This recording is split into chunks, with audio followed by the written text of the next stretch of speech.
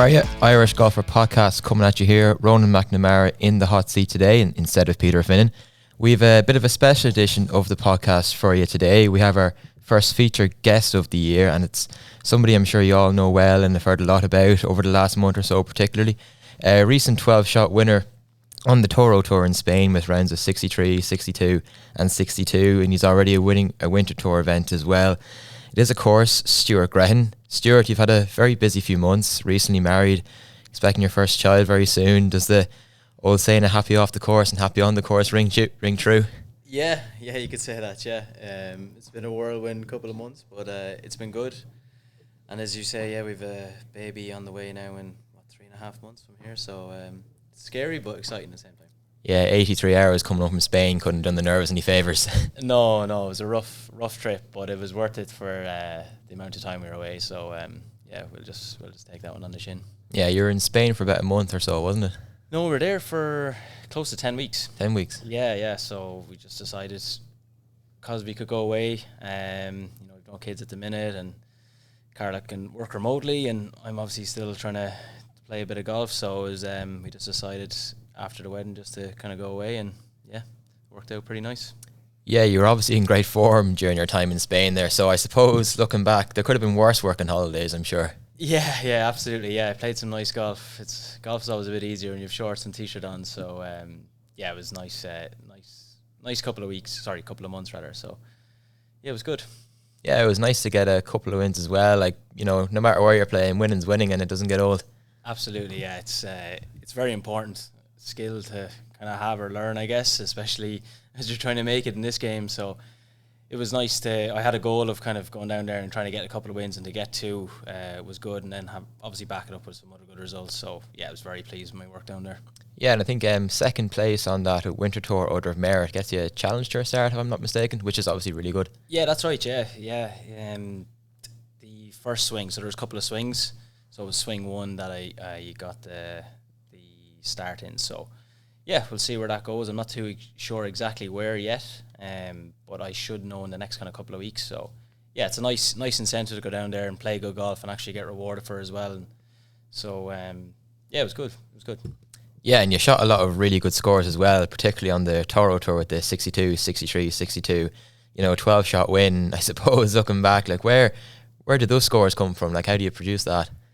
Yeah, to be honest, it was a pretty scoreable course, but still you have to kind of go out and do it. It was a weird one. Yeah, I just had a really good week of ball striking. Actually didn't putt fantastic. I know it sounds crazy when you see the scores, but just played really well. Tee to green, and just kind of kept the ball rolling for the last couple of rounds. It was a weird one, actually. I was talking to someone about it. It's like, I think I was leading by 9 going into the last round, and it's a weird situation because, yes, okay, the standard is not amazing, but still there's some nice players there. But there was nothing for me to benefit from the last round. Like, it was all like kind of downhill, and I was worried about, like, if you lose a 9-shot lead, what sort of slagging I'm going to get from my friends, I guess. But yeah, to go out there and kind of produce a really good round. I got a bit unlucky in the last, not to kind of maybe get to 10, but yeah, look, I was very, very proud of myself of the way I was able to kind of keep going and increase that lead the last kind of day. Is it harder to hold the lead than maybe to chase on the final day? Yes, I think so. It depends on the amount, because I was leading a Winter Tour event as well by 2, but like I didn't feel as much pressure as I did with the 9-shot. So yeah, there definitely is a bit more, but yeah, you just kind of focus on yourself and let your golf kind of take over, and not to worry about too many distractions and stuff like that. Yeah, so plenty of sun and plenty of birdies, obviously, and that's obviously showing some great signs, and that's a great builder now to go into the season, because it's only March. Exactly, yeah, exactly. So that's the way I'm looking at it too. It's only, as you say, it's only March, but the confidence I've kind of got from the last kind of couple of months is huge. Like, obviously winning is important, and be able to shoot some really good numbers and see some good signs in my game in terms of like improving certain aspects. So I was more kind of proud of that, more so than just the winning. So yeah, I'm very, very kind of content coming home. And like, it's obviously a great builder now for the rest of the year. Like, is there a frustration though that you don't have a tour event to jump straight into after shooting those kind of scores? You're kind of sitting on your laurels now and waiting. Yeah, there is absolutely. There is aspects I do want to improve, so I'm like, okay, and I have a little bit of time to work on that, but at the same time, yeah, you're in nice form, your confidence is up, so yeah, it would be nice to kind of jump in, but look, I kind of knew that when I came home that I'd have a couple of months off, so yeah, look, I'll just keep plugging away and go from there. A few visits up to Rafalski, up in Slieve, Russell, McGordon, no doubt. Yeah, absolutely. Yeah, we'll be up with a day scheduled next week with himself and Dave Ruddy, my coach. So it'll be a full on day now next week. So looking forward to that.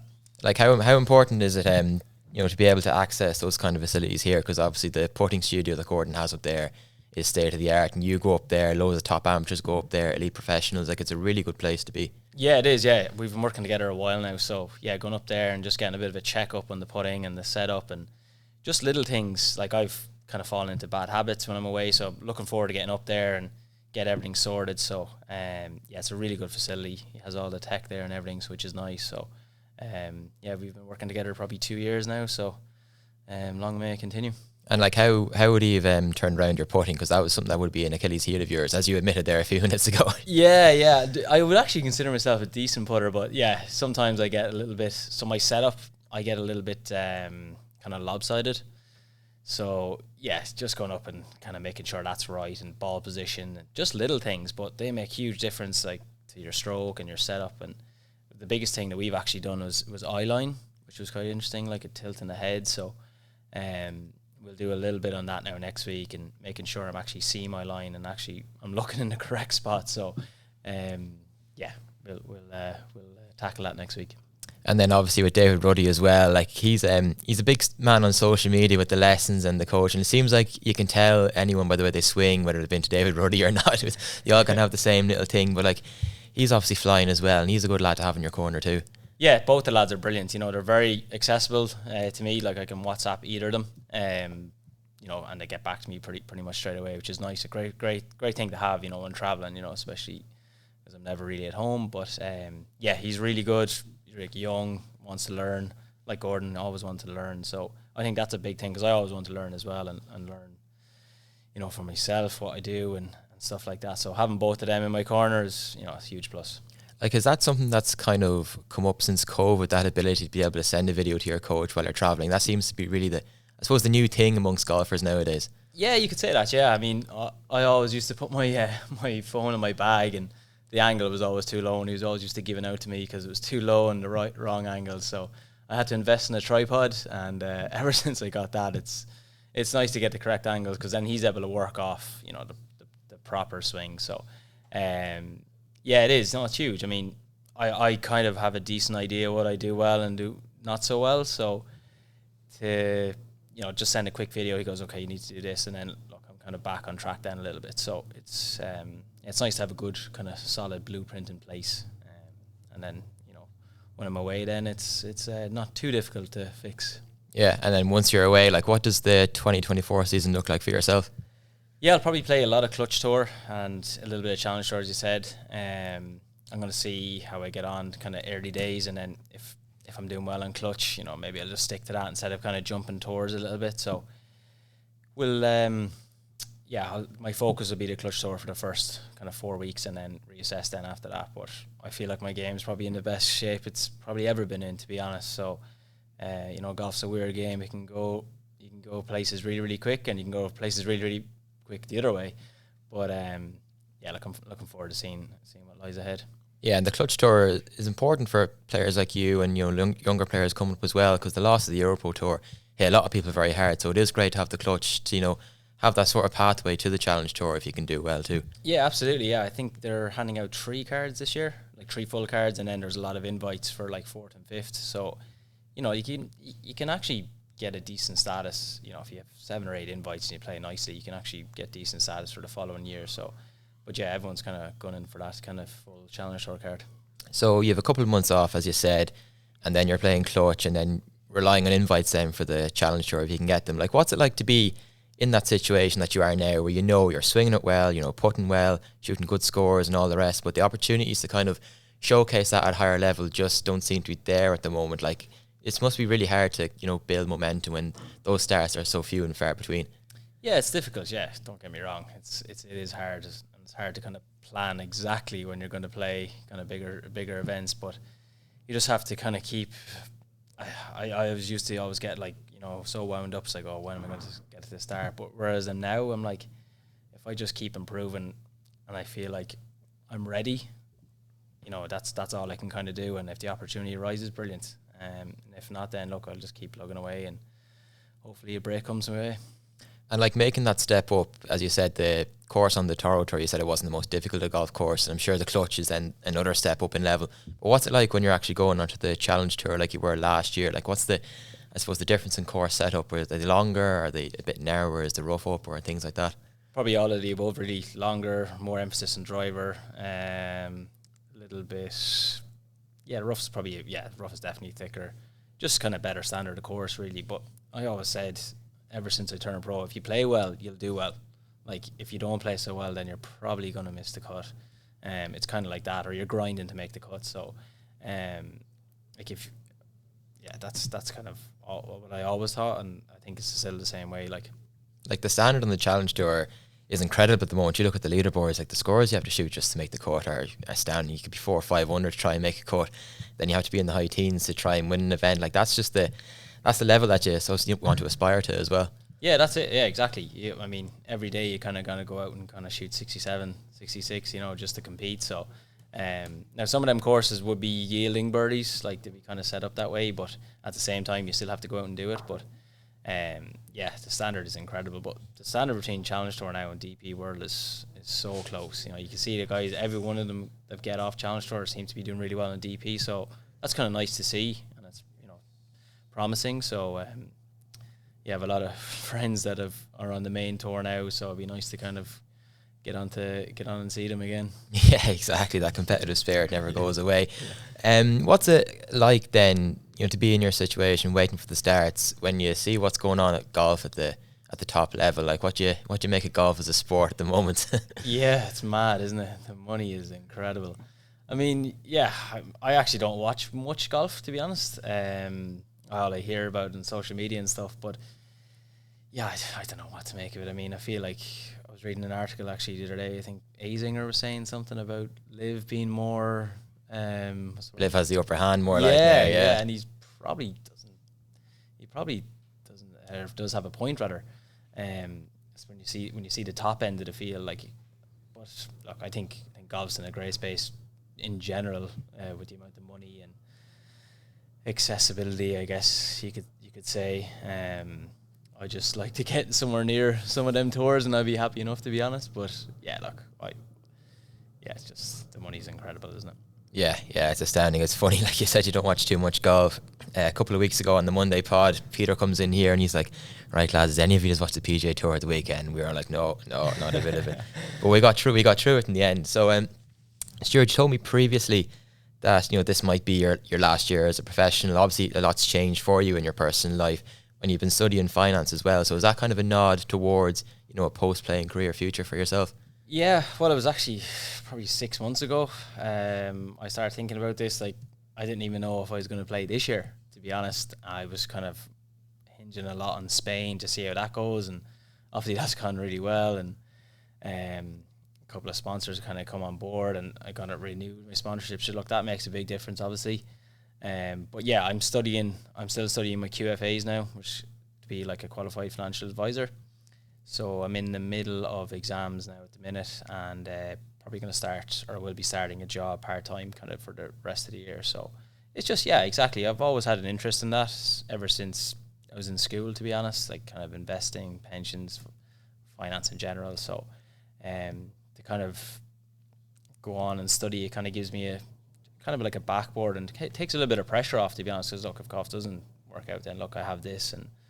And so it's just nice to have something else, and something I actually have an interest in as well, Yeah, do you feel kind of subconsciously, you mentioned it there, it might free you up on the golf course during the season? Like, it could be a weird thing that works your way. Yeah, exactly. So that's kind of my thinking, and it's just nice to have a backup plan, as you say. So exactly. It might free me up. It probably has freed me up a little bit, because I went out there and passed my exam before the first tournament, and then I won the first tournament. So it's it's a nice thing to have. Yeah, when's the next exam? You can schedule a tournament after that. Yeah, the next exam's in May, so yeah, we keep an eye around then. Yeah, it's funny, like, because a lot of people like are in a similar situation to yourself, and from the outside looking in, you kind of wonder, what they're going to do when they do, not hang up the clothes, but step away from the pro life. But it's good to have that fallback. Like, it's good to have, a bit of security in the background as well. Yeah, exactly.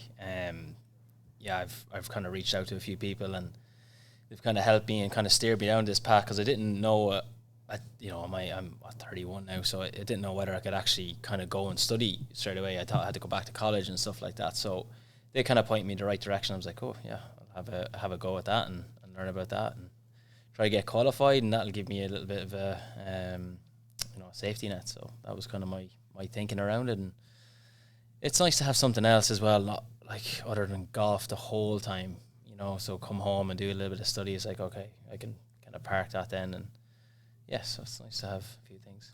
And it's nice to have sponsors as well, as you alluded to there. And I must mention Flowgas, who are sponsoring this podcast, because I forgot to at the start.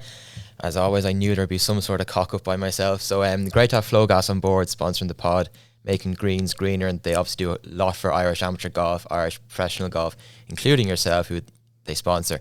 And you've Mitsubishi Electric on board as well. Like, for players like yourself, like, how important are they just to finance you? It could mean a couple more extra tournaments. Absolutely, yeah.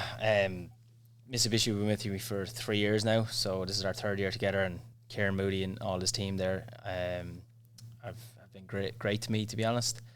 And then kind of Flowgas came on this year. I've known John Rooney for a few years and John Conroy as well, so it's been great that they were able to come on board this year. And you can't be a professional without sponsorship, in my opinion. It's very, very difficult if you don't. So to have them for this year and maybe beyond is fantastic. So I'm very pleased with how that's gone.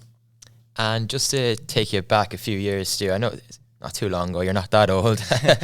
Like, you had a great amateur career. I think you turned pro and you were 35th in the world amateur golf rankings. You're Ireland's #1 amateur. You won plenty of tournaments. Like, looking back on your amateur career, you must be proud of what you achieved at that level. Yeah, very, very pleased. I think I've done pretty much everything apart from maybe Walker Cup. So I got a couple of wins, and I think it's very important as an amateur to win, just to kind of get yourself over the line and get that feeling. So I'm very pleased with that. What's it like representing your country for mortals like myself and those listening who won't ever get that chance? You never know. It's brilliant. I remember putting on the green jerseys for the first time in home. So that was deadly. Yeah, it's just really, really cool. Nice team of atmosphere, and you've go out and play kind of good money games with the lads, and it's just brilliant. You'd miss those days, to be honest. They're kind of cool, and going away in trips, going to really nice places, nice countries, and it was a great time. Part of me wishes you kind of want to play a little bit more of that, but at the same time, I've had a great time, so I won't go back. Yeah, you represented Leinster, Ireland, GB&I in various tournaments, Europe multiple times as an amateur, third in the World Amateur Team Championships in Mexico in 2016, so it was worth the trip. You won 6 times as an amateur, 2012 Irish Youths, 2013 Firestone Invitational, 2015 East of Ireland, 2015 South of Ireland. You were an R&A scholar in 2017, and you won the 2017 Mullingar Scratch Trophy. What was the highlight? Probably the first one, I would say, the Youths. Just because it was just the first, and just felt like okay, I'm actually okay at this game, sort of way. So that was probably my highlight. I've obviously had a few nice ones in there as well, but Mullingar was quite good as well, because I wasn't even going to play the event that week, and I think I had a 9 or 10 shot lead with a couple of holes to go. I had a bad finish, but it was nice to kind of hit a really low number as well. So, they were probably the two standouts in my opinion. Yeah, nice to get your name on the Mullingar Scratch alongside like some legends as well. Yeah, and it's only 25 minutes from my house in Tullamore, or my home house rather. So seeing like Rory and Shane and Porrick and stuff, it was pretty cool. And we have the Palmer Cup obviously coming to Lahinch this year, and I know you played in that a few years ago with Minute. You know Barry Fennelly quite well. Mm-hmm. I think he's the captain as well, which is obviously really, really cool for him. Yeah. But like, it's somebody obviously who you know a lot about. What's it like to play in the Palmer Cup, and how well can Barry do? Yeah, Palmer Cup was so cool. I played 2 years, and like I played with some of the best players, like Zalatoris, and I don't think Scheffler was on that one, but like Nick Hardy, Colin Morikawa, Marvick McNeely, Victor. I played with all these guys, Moronk as well. So yeah, I thought Palmer Cup was amazing. Won it in Europe, and then we lost it in America. They had an unbelievable team, but yeah, I think Barry, Barry's been a very good friend of mine for years now. So to captain in Ireland is pretty cool, and I've been actually talking to him a little bit over the last couple of weeks. So yeah, I think he'll relish it. I think he'll enjoy it. I think he's always been kind of involved a little bit. So yeah, I wish him the best, and hopefully he brings the trophy home. You mentioned the Walker Cup a few minutes ago. Is the one thing you didn't do in your amateur career? Was it because of injury, or did you just turn pro beforehand? I kind of broke my arm about 4 months prior. I was out playing football in Maynooth, and yeah, just had a bit of an accident. And look, I got my injury back within 2 months, but like I put so much pressure on myself to kind of perform and all that sort of stuff. So it just didn't happen for me. I had a few decent results, but it wasn't enough to kind of get in the team, and I was kind of eyeing that as turning pro after that. But look, it didn't happen, and that's just the kind of way it is, I guess. Yeah, you're kind of chasing the tail after that. Like, it's funny, results can kind of get away from you. Other people get into the spotlight and kind of go ahead of you as well. Exactly. That's exactly what kind of happened. And yeah, look, it just didn't happen for me. And yeah, look, it's probably the only thing I kind of look back on and say, look, I wish I played that. But look, I represented GB&I a year previous, and yeah, it's just one of those things. Yeah, and that kind of, you segue then into the professional game, which is a weird one because you're still niggling with injuries, and then COVID came. Yourself and a lot of other young pros, kind of entering the ranks. You kind of didn't know where to turn at that stage. Really, it was a mad time. Yeah, it was tough, very very tough. I remember trying to fly over to the UK or maybe somewhere else in Europe, and I think it was like 3 people on the plane or something, and trying to do antigen tests before you fly, and then when you're over playing in a tournament, you have to try and get an antigen test just after your round so you can fly home the next day. It was incredible. Like, it was so tough and really expensive because each test was like crazy money back then. I think it was like £150 or €150, whatever it may be. Yeah, that was so hard. But look, yeah, the whole world suffered, I guess. And yeah, like we're trying to play a bit of golf, so there was a lot more bigger things kind of happening. But yeah, it was a tough time for everyone, I think. Yeah, because you're looking forward to getting started, and obviously your whole world is turned upside down. I suppose it kind of does dilute the experience a small bit as well, because you're not really getting to see the places or spend time with anyone. You're in your own little pod. Yeah, it was very hard. Yeah, a lot of car hire on your own, a lot of hotels in your own, even playing. You had to mark your own score. Like, you couldn't give it to your playing marker to check or anything. It was such a weird experience, but hopefully that's all behind us now and we can kind of forget about that. Yeah, touch wood. Like, obviously, you're hanging around here waiting for invites and all those kind of things, and like, there have been some dark days for you, in fairness. And was there times, or I know you said 6 months ago you weren't sure where you were going to play again, but during those dark days, did you consider packing it all in? Like, is the juice worth the squeeze? Yeah, geez, you definitely think about it sometimes. Yeah, had a few run-ins I can't exactly remember, but yeah, golf is such a hard game. It's so lonely at times as well. I remember I turned pro, actually the first Q school I went to, and I missed the cut, and that was a tough thing. I remember that now. That was a hard time, but yeah, look, you just have to it's kind of mostly family and wives and stuff to kind of get you kind of past those moments, and you just have to and the only way of getting through it is, like, obviously you can lean on people and stuff, but you just have to do it yourself. It's really hard, and you can talk to people and stuff, but you really have to kind of dig deep yourself and kind of go from there. Yeah, as I said, 6 months ago I didn't even know we were going to play golf this year, but as you say, golf can change quickly, and you can see improvements very quick. So we'll see what happens this year.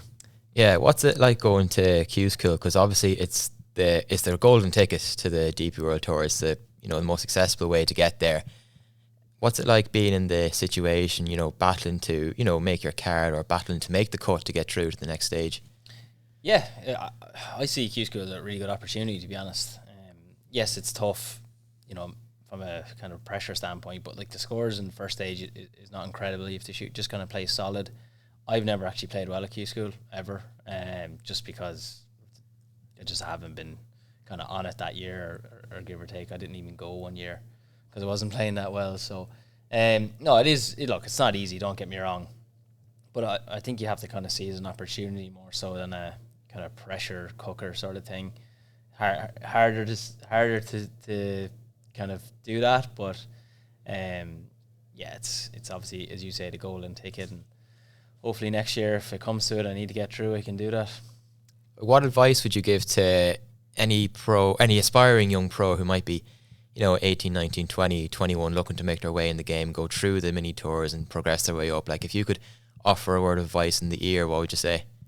I would look at like a benchmark. So what I mean by that is, like, before I turned pro, I said I would never turn pro until I kind of like established myself as like one of the better players, if not the best player in Ireland. Because like, you look at like some of the guys who turned pro that were incredible players that haven't done kind of anything in it, in the game rather. So I would say, like, if you're nowhere near their standard and they're not making it, maybe like try and get up to that standard and maybe turn pro such. I see so many like young lads turning pro that you play with and you're like, Jesus, like, I mean, you need to kind of like get a little bit better. Same as myself, I need to get better in areas as well. So, yeah, I suppose that would be the biggest piece of advice, and make sure you have good financial backing. You need that because there's enough pressure out there than just trying to make money at the start. So those would be my two pieces of advice. Just trying to get as best as you can and try and get your level as close to the best player, the turning pro, the same level as, sort of way. So that'd be kind of my piece of advice anyway. Have you enjoyed being a touring professional? I know there's been tough times, but have you enjoyed it overall? Yeah, I think so. Yeah, I love playing competitive golf. I really do. I know there's some dark times, but the good times are brilliant, to be honest. But yeah, it is tough. But yeah, like every time I come back, it's like, okay, I really want to play competitive golf. So, overall, it's still good to me. You seem pretty positive about where you're at the moment anyway, just from speaking to you here this afternoon. Yeah, I've seen some really good improvements in my game the last probably 4 months anyway. Working with the two lads, as we were talking about earlier on, seen some really good stuff. And then obviously life stuff is going quite well as well. So, everything seems to be good at the minute. So yeah, just excited to get going. Like, what's the biggest strength of your game now heading into the 2024 season? Ball striking's generally always been pretty good for me, especially my iron play. They've always been really, really good. So if I can just kind of touch up on my putting and driving just a touch more, I feel like I'll be in a really, really good spot for this year. Yeah, it's some way to be, considering you're considering giving it up 6 months ago. Sounds like you're really relishing under crack at this. Yeah. I mean, yeah, I've sat down with a notepad for hours, just looking at it and trying to weigh up the pros and cons. And I think the pros are probably a little bit outweighing the cons at the minute. So, and as you said, we talked about Spain already, and it went pretty well. So look, if I don't, I think I would kind of regret it, to be honest. And the goals for the year coming up? I'd like to, if I'm playing clutch, I'd probably like to get a couple of wins. If I'm playing Challenge Tour, obviously try and win there as well. But top tens and then make things good, because you can get into the next week as well. So look, I'm just trying to play as good as golf as I can. I'm not going to put too much pressure on myself in terms of trying to get wins, but obviously that's what we're all trying to do, isn't it, really? Because you need to be able to win at that kind of level. So yeah, that's kind of my plan this year. Yeah, and wins obviously gets you on the podcast, as we heard today, look, and it obviously gets your name out there, it gets you in the news and all the kind of things, which is obviously good for the profile. Like Clutch Pro Tour, that's a good opportunity for you this year, because you are playing well. You're a really good ball striker. You can put it all together. There's no reason why you can't go and get a couple of wins, as you said. No, absolutely not. As I said, I haven't played fantastic the last couple of years, but I feel like I've really kind of turned the corner with my swing and my game. So, yeah, I feel like I was kind of shackled a little bit, if that makes sense. So, yeah, I feel like this year, as of right now anyway, things are definitely going in the right direction. And I want to wish you the best of luck with all that. And Stuart Grehan, thanks very much for joining us on the Irish Golfer podcast this afternoon. Thank you. Thanks for having me.